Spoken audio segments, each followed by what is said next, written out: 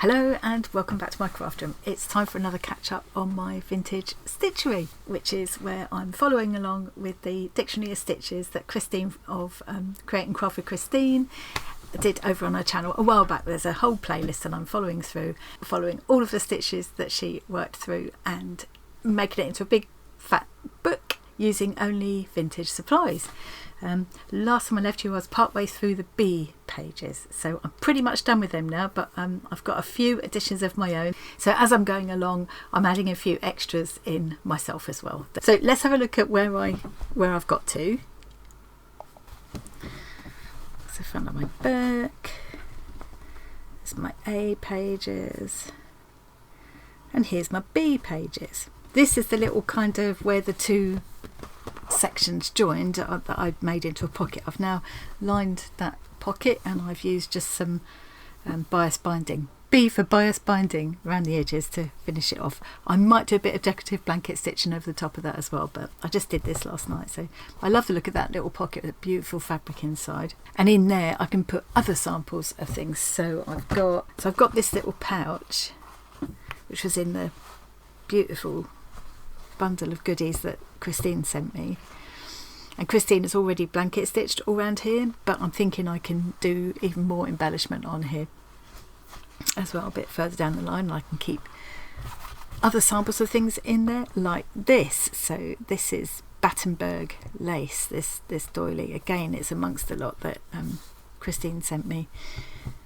Beautiful lace effect which was created by forming this tape into these intricate patterns and then adding the stitching in between.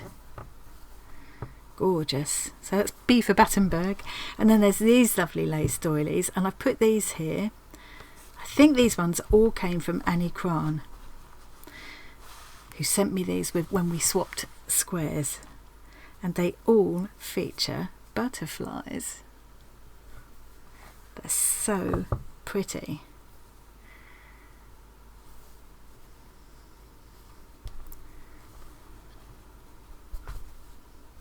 Lovely, aren't they?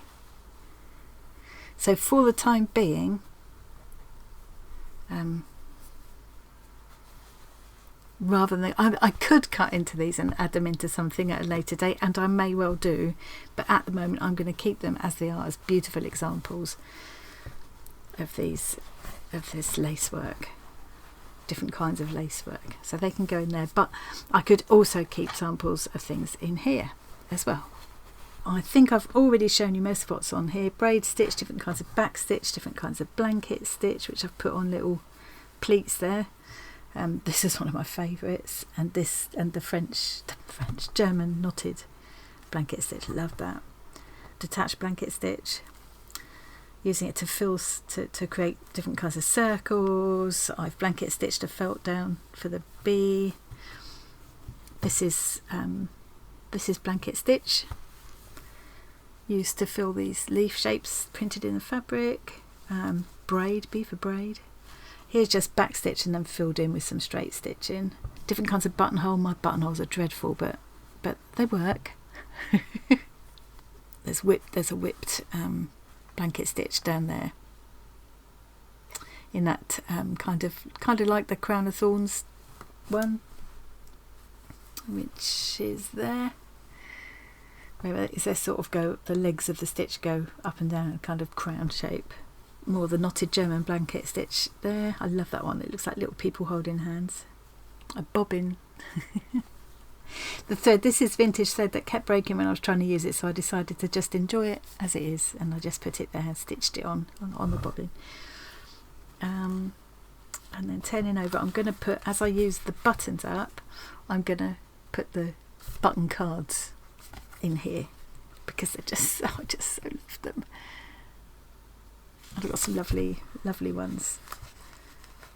It's a really nice way to keep them, I think. Here's I think I'm getting into things that I maybe hadn't already done now. So I put in some of my black work, just added some bits of lace as well, and I've been experimenting with borders. More about borders in a minute. I've attached that beautiful bobbin lace work bookmark that Avril made for me.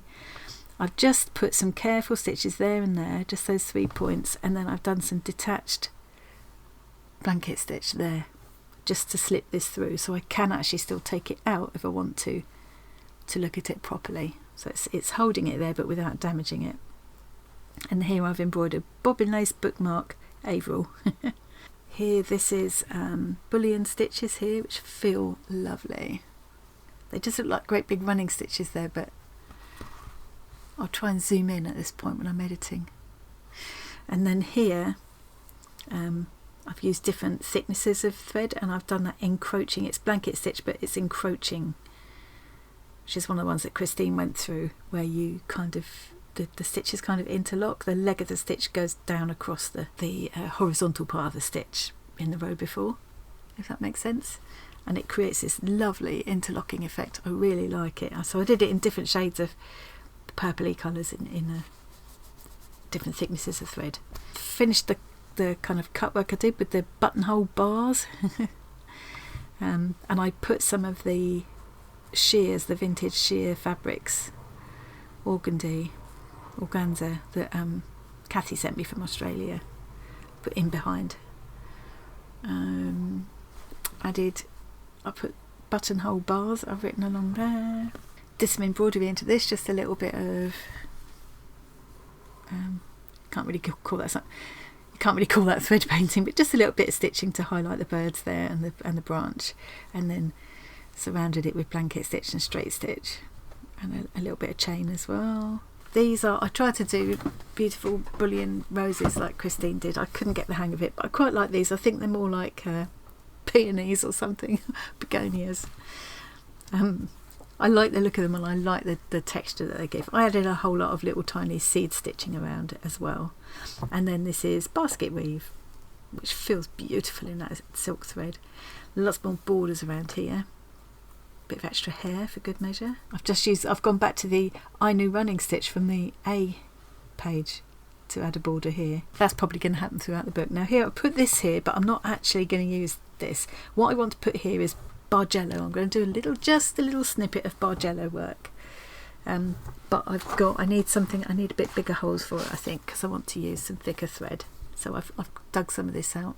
And this was inherited from someone's stash as well. So it's all vintage. It doesn't really hugely matter if it's not, but I have got a huge amount of vintage stuff, and I just love the idea of doing the whole thing. It started off just using those gorgeous threads I got, Miss Cheatham's threads, but it's ended up being using all vintage supplies. Yes, I've got 3 more bees I want to add. Bargello work, a little bit of beading, and I just put my hand in the first bead drawer and grabbed this. So I'm not going to do any elaborate beading work. I just want to do a little bit, just add a couple of beads to here, I think. Just really, really simple. So Bargello, beading, and borders. This is a book that came in amongst a batch of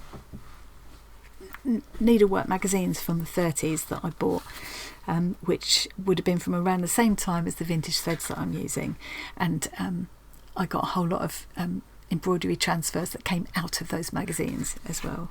And in amongst all of that was this book, and where's the other one gone? And this one. So I'm just checking through this. It's all in alphabetical order, and as I go through, if there's anything extra I can add that wasn't covered in Christine's brilliant series. I mean, if you haven't checked out Christine's stitches and you want to expand your repertoire and enjoy some lovely little happy chatty videos along the way, thoroughly recommend it. I will link to Christine's playlist, of course. But in one of these, I think it's this one, yeah, they give a whole load of different borders, really pretty little borders that you can use, that you can make just using very simple stitches. There's nothing more complicated than a chain stitch, really. There's a Y stitch, a chain stitch, running stitch, buttonhole. I don't think there's any stitch I can't cope with there, but they use them to create these amazing borders. I mean, look at that. That's just a running stitch and a buttonhole stitch or blanket stitch with a thread run in between it. How pretty is that? So I want to try a few of these, and I've pulled this out from the fabrics that Shell sent me last week that came out of her mother-in-law Beryl's stash. So again, counts as vintage in my book. I've picked this one up because I think it'll be a nice colour to bring in, because I've got little touches of sort of purplish colours, mauves and things in here, but not a lot. So I think it'll be nice to bring that in. And probably this border thing is going to go inside here anyway, this border piece that I'm going to create. Or I could decide to make a little fold out, flap out bit. I don't want to go into another page for my C's, for my B's. I want to go onto my C's when I turn the page. So we'll see how that goes in a minute. I also pulled this out of the pieces that Shell sent me too. So I just think this, I love the colour of it. It's really nice quality. It will be really good for lots of different techniques. So I'm going to keep that with my stash for this now. I took out a whole pile actually from what Shell sent me to work into this book. This is going to be a humdinger fat book. Look, I've only done the B's and look how fat it is already. So I may end up going into, I'm not sure what I'm doing with the edge of the pages yet. I might make them lace. I may end up going into a second volume. Okay, but we'll worry about that later. I think this is going to be months doing this. This page now looks quite bland to me. I think I prefer the sort of deeper colours in here. It's going to be like a little Stitchery scrapbook, really. I'm loving it. It's going to take me months. If I finish this by the end of the year, that'd be good going, I reckon. But I'm thoroughly enjoying it, and there's no rush. I'm just doing it for fun.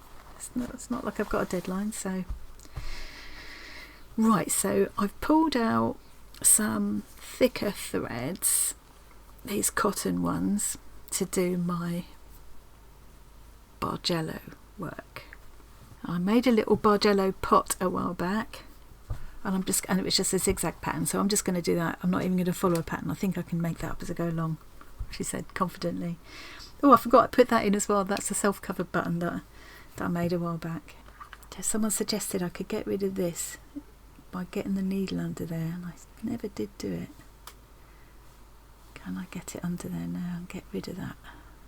Yes. Thank you, whoever suggested that to me. That's sorted that out. Yeah, I should have put something underneath, because that's allowing the metal of the hardware underneath to show through, so you get this shine, which isn't so apparent. It's very, very apparent on camera. It isn't so apparent in real life, but yeah, I know that for another time. But I thought it'll do to go in here anyway. I've pulled out these threads to do the borders with. They actually do, in the book, they actually suggest colours. They tell you it's just suggested, but I quite like the idea of pretty much following the colours. But those colours won't go with my scheme. That's becoming less important as I go along. So here's I'm still using the threads that I disentangled from that big nest of threads that was in the bottom of the box that I bought. I haven't gone into the sort of unstarted skeins at all yet, which is nice. I did come across this one, which I've left the label on, and I wanted to just show you. Such a pretty colour. Because I was saying last time, most of the threads are in a certain length, the same length, and I reckoned what they did was cut them before they start working with them. And some of the ones in the still in the box haven't been started yet. You can see this is how they came, with this label wrapped around them. But the ones that are in the box aren't cut.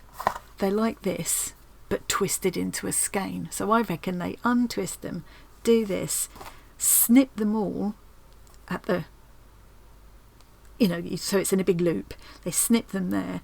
So basically they've got them all the same length, ready cut, ready to go. And it's a sensible length to use, to not run out too quickly, but also not be so long that it keeps getting knotted. And then they leave this label wrapped around, at least for a while, to keep them all together while you're working with them. But of course, eventually, once you've pulled out quite a few strands, they'll come apart. And I have to say, working with them, I end up with a tangled nest of threads every time. But I'm religiously, before I finish up for the evening, I go back through and sort them back into skeins like this. I don't think Miss Cheetham was very good about doing that somehow. So I'm going to work through some of these borders, and I'm going to do a little bit of Bargello work, and I'm going to sew some beads on, and then that'll be my bee pages done. So I thought you might like to see a little bit of that. Here are the diagrams of the stitches, and then starting there they tell you how the borders are made up. So number 1 is just 2 rows of running stitches, one immediately below the other, either of the same or 2 different colours, and they've given you the thing there. And I've already done some examples using that. I've alternated it there. Number 2, 3 rows of running stitches, 2 outer rows of black, and the centre one is orange. I've created my own here. I've just done 3 rows of running stitch, and then I've done a little cross stitch in between to create that little border effect there. Yeah, so they've done some really simple ones there. Just number 3 is 2 rows of running stitch with a little cross stitch in between. Should we try that one? Should we just try that one? This is what I found. I think I mentioned once before, because I've got a little rough patch on my finger there where I've done something. It snags the silk thread really easily, so I've got into the habit of just using a little bit of hand cream and making sure I haven't got any snags on my nails or anything before I start, because it's really annoying if you've just got something in place just so, and then as you lift your hand away it takes the thread with it, unthread your needle. Or I'm bad at using things like hand cream and moisturisers and things, as I never have liked the feeling of anything on my skin really. If I ever put a bit of slap on because I'm going out, the first thing I do when I get home, well no, the first thing I do is take off my shoes, then my bra, then my makeup. Can't bear it. Okay, so 2 rows of running stitch. This is going to be easy peasy, and I'm going to leave a little bit of space. Let's make that at the top. Leave a little bit of space at the top where I can embroider the word borders. So let's just go in. Let's just go in here.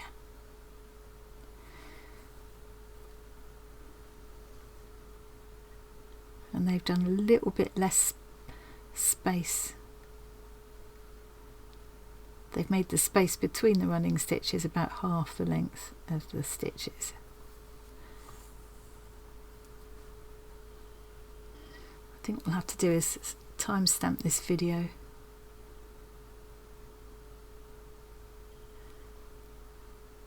So if at any point you want to come back and just see any of these borders or whatever, you can just come back to that bit. I don't think I want to make it the full height of that stripe, but I can still use the stripe as a guide.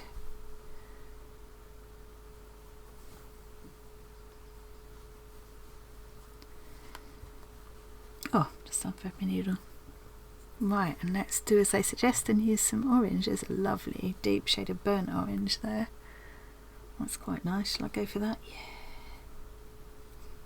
Now I'm just going to do that little cross stitch in between each pair of running stitches. What I'll probably do is pick out the border stitches that only use either running stitches or buttonholes, that basically the stitches I've already done in the book, and then I could do another batch of borders later on using some of the Y stitches and chain stitches, because I'll have done them by then. Real embroiderers, look away now. I am almost positive I will be forming this cross stitch incorrectly.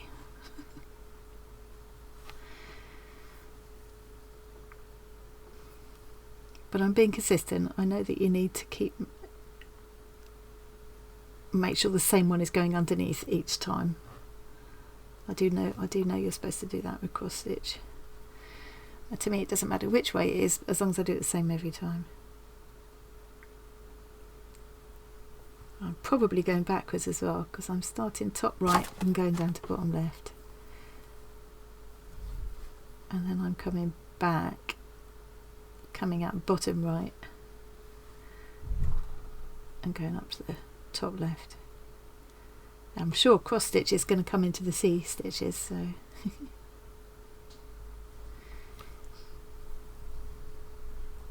I'll soon find out how I'm meant to do this.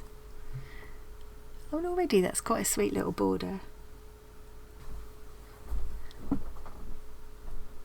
Quite cute.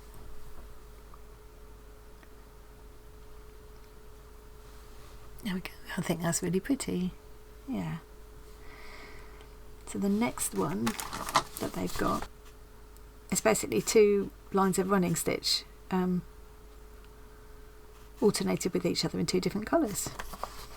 What colours do they suggest? Blue running stitches with another line of purple filling in the intermediate spaces. But what I'm thinking is I'm going to, since I've got this orange thread on my needle, I'm going to come down here and do that immediately under this one. And use up this thread instead. I'm just going to knot this off around the row, the stitch before. I'll probably back this onto something so I won't see the back of this one. I want to make this kind of fairly robust to be able to take in and out of the pocket easily. Either that, or I will back it onto something and make it kind of a concertina fold out piece.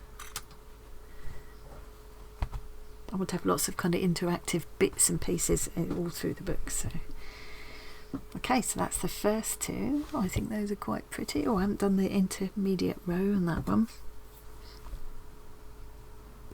Pretty, quite pretty little detail, just as a simple border on something. I do think this little bit, apart from being quite just a fun thing to do, it's going to be quite a useful little reference thing to go back to when I'm looking for some ideas. So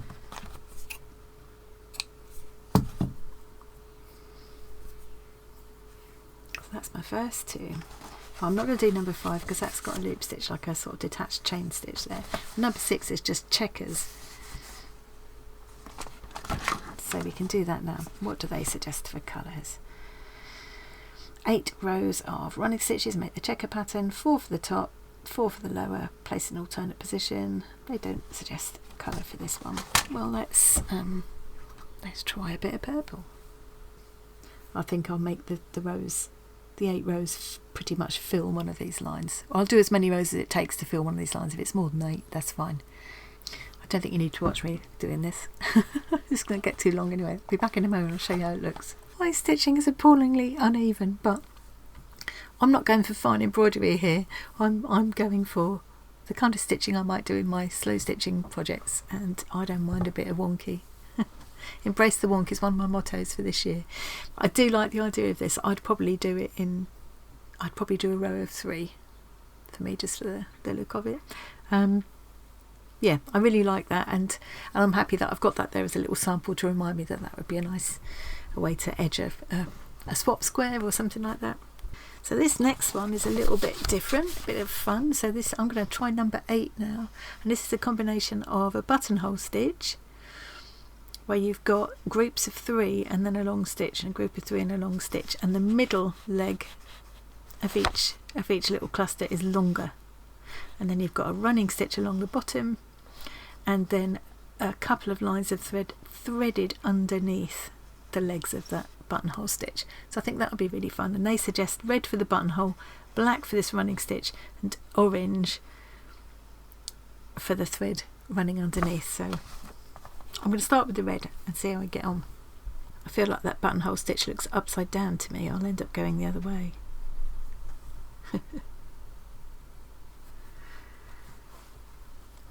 So I think I'll make this the long stitch, the length of the long stitch, and I'll go halfway up for the shorter one. Yeah.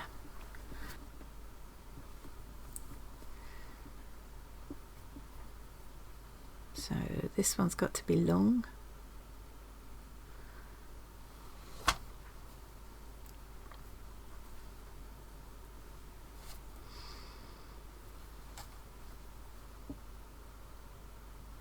And then halfway. So that's one of my little clusters. And now this time I'm going to do I'm going to do a gap. So let's make the gap about the same length as this. So, okay.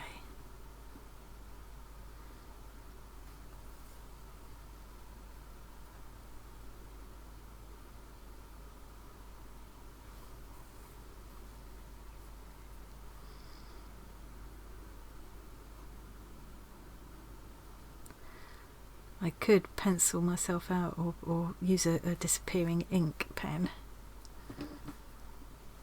and pencil myself another line. And I could have done that here as well to make these more even, but inherent laziness got in the way, I'm afraid. I do love this idea that you can take these really simple stitches that you already know, just combine them in different ways to make something a bit more interesting. Okay, just about get one more out of this run of thread. Let's just take that through to the back and fasten off. I mean, even just that on its own I quite like. Then they suggest some black for the running stitch, so I'm going to bring that up level with the first little short leg there, underneath. And you could definitely combine this. You could do this alternating colour instead, couldn't you? Or a little line of 3 under here to make the border if you wanted a deeper border.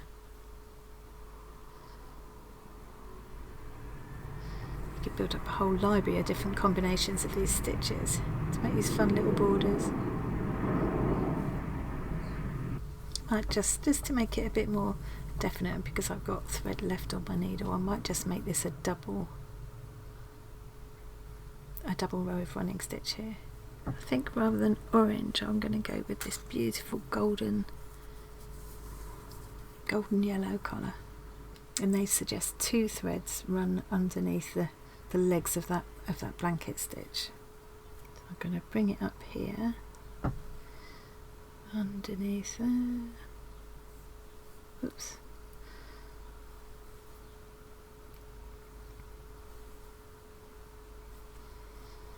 I don't know if I should be taking a stitch down at any point. Just go down there and then take a tiny stitch.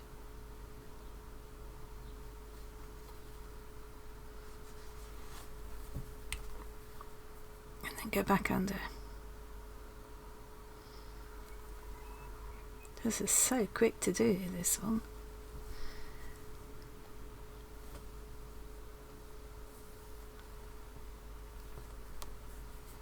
Really nice. I like that. It's definitely got, I'm getting a 30s vibe here. Which is no surprise. I'm going to try number 9 on here now, which is a mixture of groups of 3 blanket stitches and then another group of blanket stitches worked in the spaces in between, but each of the legs in this case is angled slightly differently in a different length to give that little sort of cluster effect. I think that's really pretty. They suggest blue for this lot and then green for the other lot, so I think I'll do quite a pale green and this darkish blue. See how that goes. My clusters of 3 blanket stitches.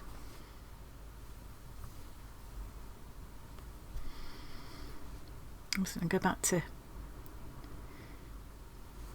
halfway up the little stripe in the fabric, again just using that as a guide. Each leg of the stitch is the same length this time. Right, now I'm going to leave a gap about the same distance as those 3, so I'm going to go in about here and another 3. Still really enjoying the feeling of working with these threads and fabrics that other stitchers before me have held in their hands and never actually got to use, you know, but stored them away just like I've got stuff stored away. And one day when I'm long gone, I hope someone else will enjoy using my stash of threads and fabrics and maybe looking through this book. So there's my little clusters of 3 buttonholes, or blanket stitches rather. Keep getting them mixed up. I think I said in the previous video I always thought they were the same thing, but they're really not. They were formed in a slightly different way. It makes a nice firm neat edge on the buttonhole. Okay. Rethreaded my needle with this lovely mossy green. It's going to be a little bit more tricky, this one. So I'm going to bring my thread up just to the left of that first cluster. Take the thread underneath those stitches.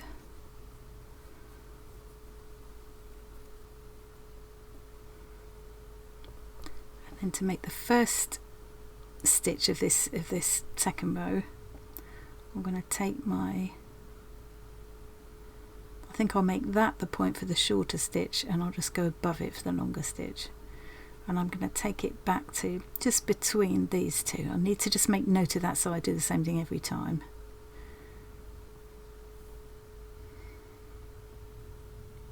About a third of the way along. Okay. Right, and then this next one I'm going to go up to just below the straight stitches on that previous row, just as my guide. Come down here about halfway along the gap.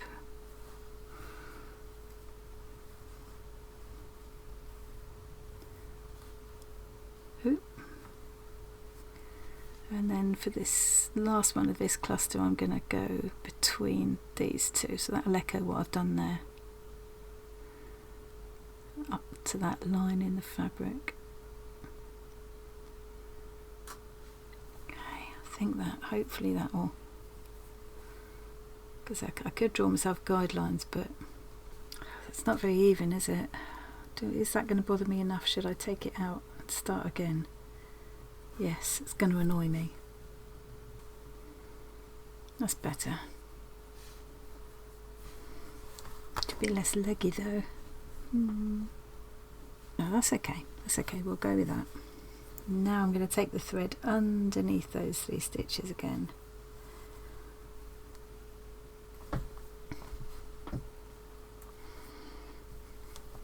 Same thing again.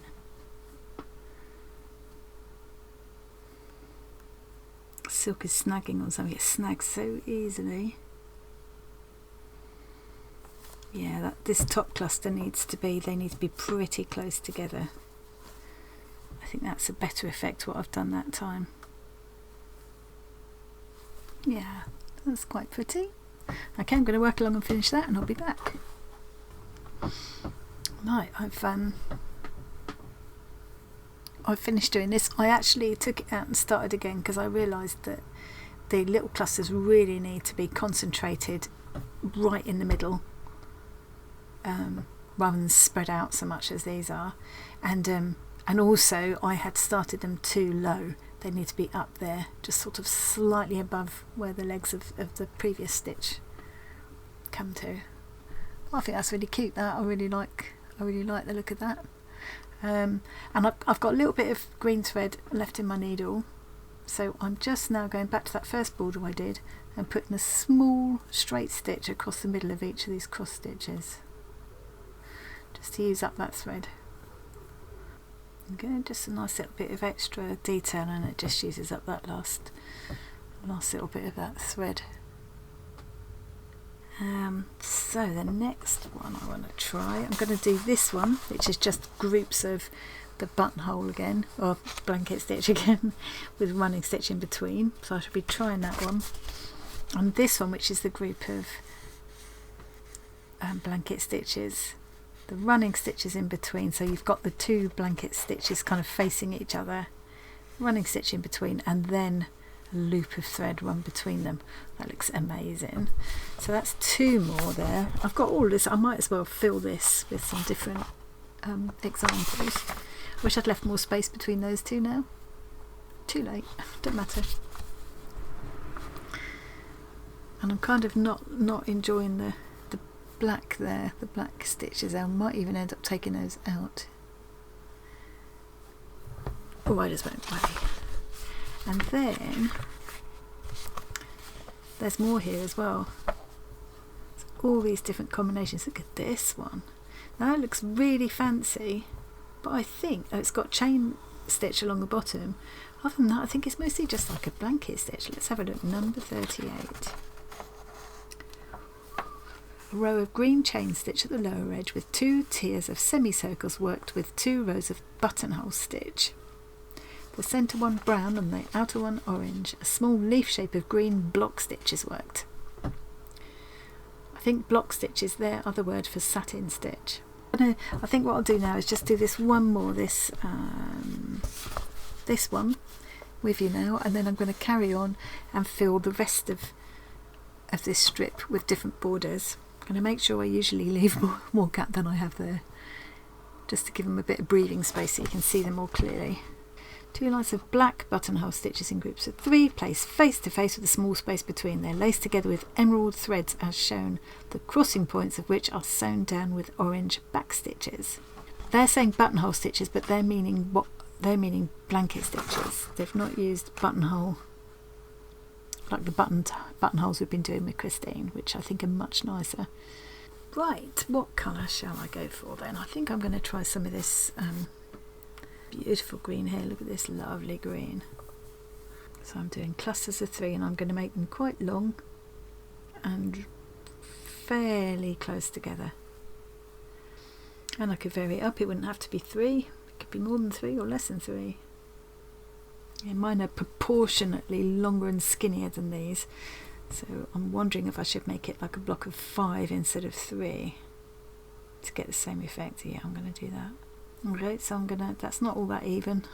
Could have been better. I think that's too much of a gap between those first 2, but that's near enough for me, for my purposes. So I'm going to go along and do one row like this, then leave this row clear and do another row lined up along there but facing the other way. So I'll come back when that's done. Right, I've done those 2 kind of facing each other rows of blanket stitch, and I've threaded up my needle with a yellow. Bring the thread out just to one side of that first row of stitches. Run the thread underneath them, and then following along with what they've got in the diagram, I think this is right, I'm going down to that diagonally opposite one and then back up to this one. I feel like I'm working back to front. I should have gone left to right with this, so I'll try that on the next one. I'm 1 leg short on this little cluster of stitches, but I thought it's not worth rethreading the needle just for that, so I didn't worry about it. Take that thread to the back, and now I'm going to come out at this end. Do the same thing in the opposite direction. Yeah, definitely easier going in this direction. This is going to make quite a deep border, but you could definitely do it much smaller as well. I've made these quite big, just following the stripes in the fabric, but it could definitely be a much daintier. I've got this sort of almost blunt needle at the end. It's alright to go through this fabric, but it's also not catching when I'm threading it underneath like this. So yeah, looks a bit different from how it looks in the picture,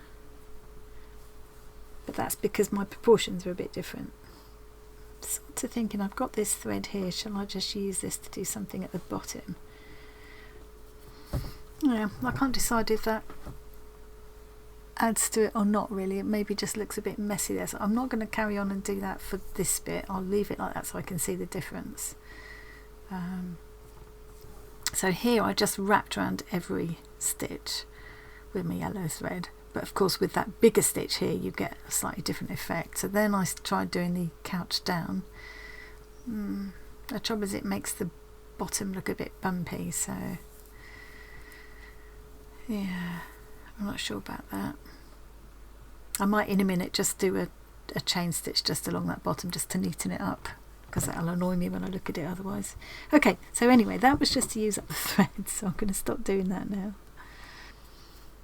And now I'm just going to put a little back stitch at all the intersection points.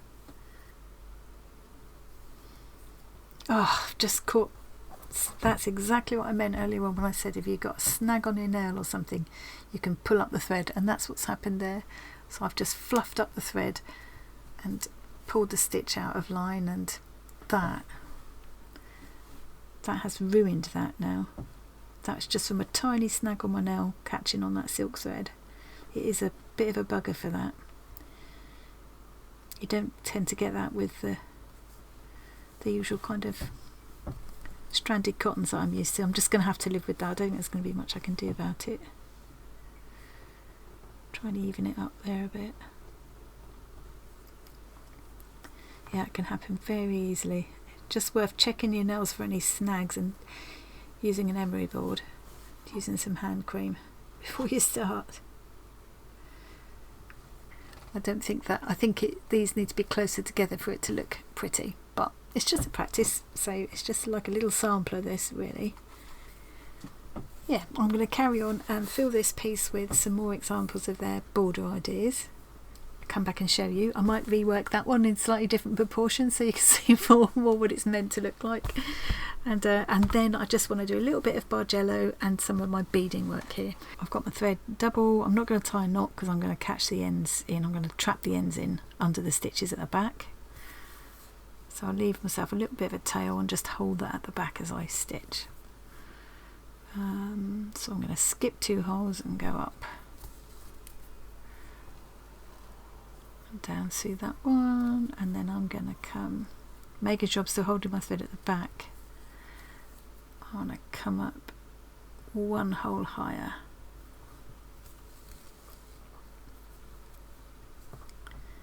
Skip 2 holes, go down there.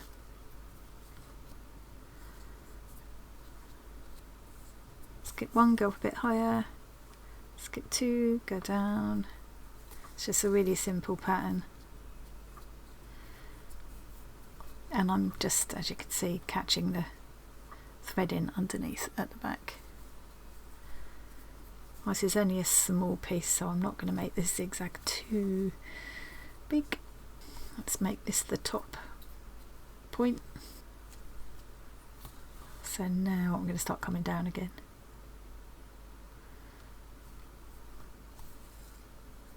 Hair in there as well. Wouldn't it be funny to look at an old piece of embroidery now and see a little stray hair from the person that made it trapped in the stitching? I think I can snip that off of the back now. Chose the wrong colour too. It's not showing up that well actually. I'll change to a brighter colour in a minute. Okay, so I'm going to work all the way along this little row here, and then I'll be back.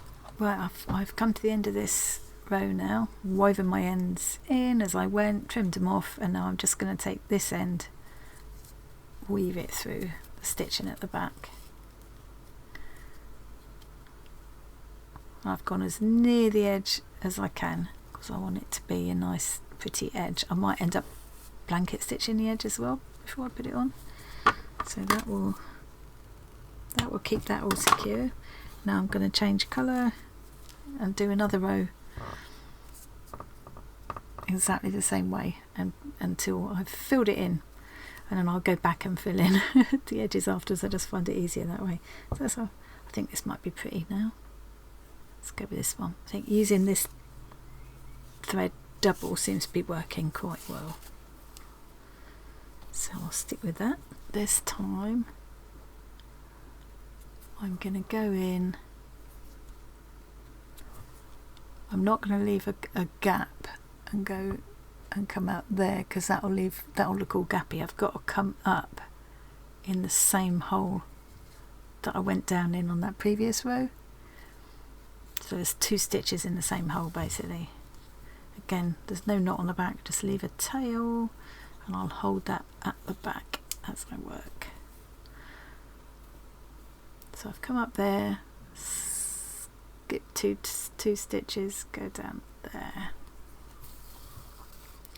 There's all sorts of really complicated fancy Bargello designs, but I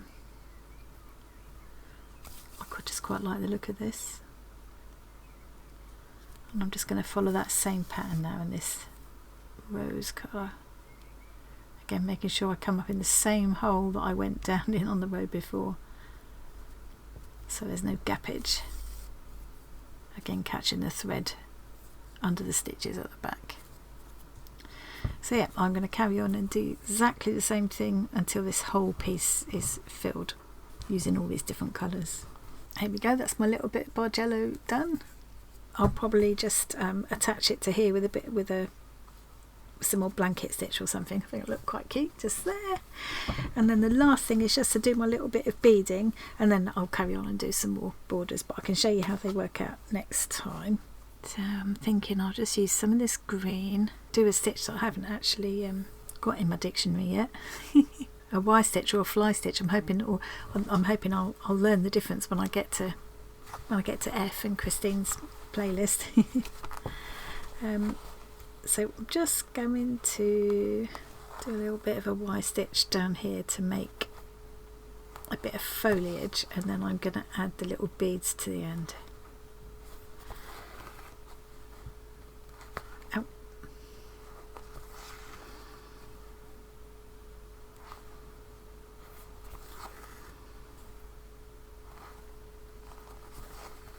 Just going to stitch some of these little beads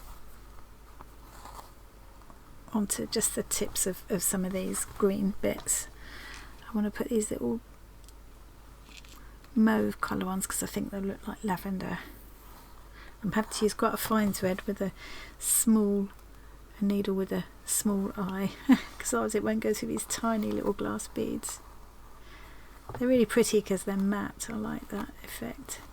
I do like the twinkle of the shiny glass ones as well, but I think this little matte effect will be cute for this.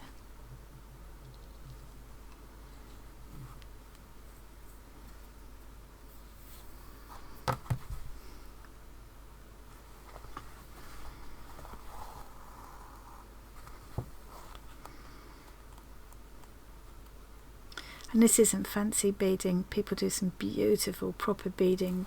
Embroidery is just so impressive. I'm not doing anything like that for this. I just want to add a few beads in, just because I think it'll look nice in the beginning with B.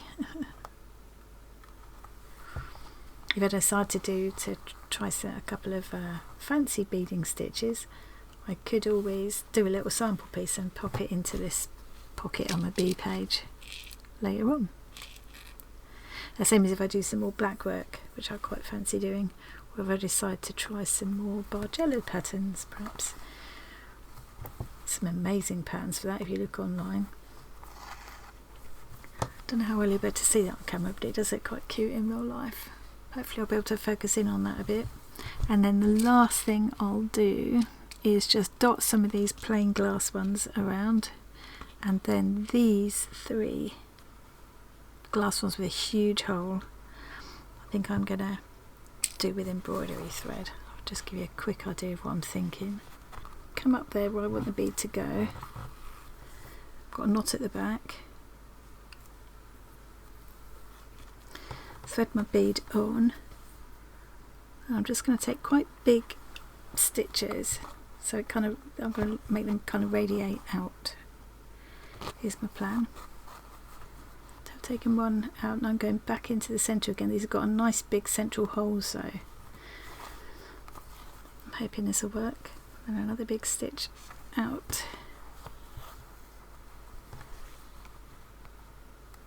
Back into the central hole.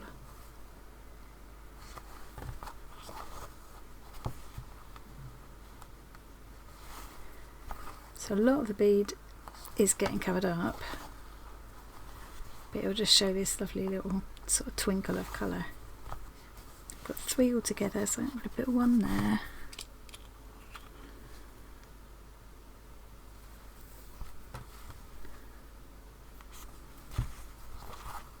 Then this last little bit here, I've got beading, bullion knots and basket weave,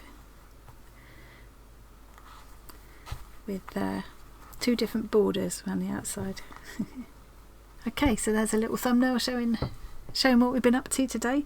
Next time I come back, my B pages will be completely finished, and I'll be moving on to my C's. Hopefully that'll be next week. Thank you very much for joining me today. Hope you enjoyed that. A little bit of chilled stitching.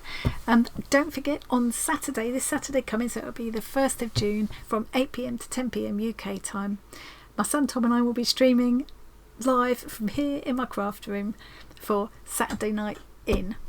And we have a special guest appearance. We have the lovely Tori from Cool Kooky Creatures is going to be joining us. We'll be getting to know Tori a little bit better, and we'll be getting a sneaky peek at her craft room as well. And we always love to see other people's craft rooms. There are also a couple of lovely gifts that we shall be giving away to, well, three lucky viewers. If I put the link to the live stream there now, you can go there now and set a notification so you don't miss it. If you've got any questions you would like me to ask Tori, please pop them in the comments here, or message me on PM me on Facebook or in Discord, and I will ask questions on your behalf. Okay, so thank you very much again for joining me today, and hopefully I'll see you on Saturday, if not before.